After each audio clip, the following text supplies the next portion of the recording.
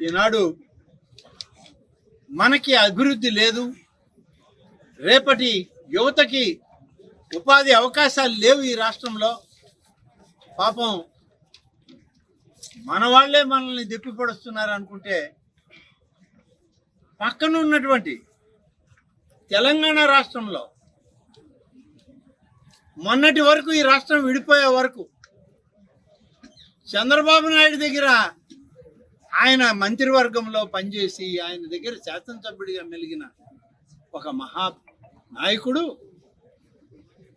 రాష్ట్ర పార్టీని, జాతీయ పార్టీని పెట్టుకున్నటువంటి నాయకుడు ఇటీవల ఏం చేశాడు చంద్రబాబు నాయుడు? ఆంధ్రప్రదేశ్లో 4 హోటళ్లలో సర్వర్లని, 4 ఆఫీసుల్లో అటెండర్లని తయారు చేశాడని ఎగతాళి చేశాడు.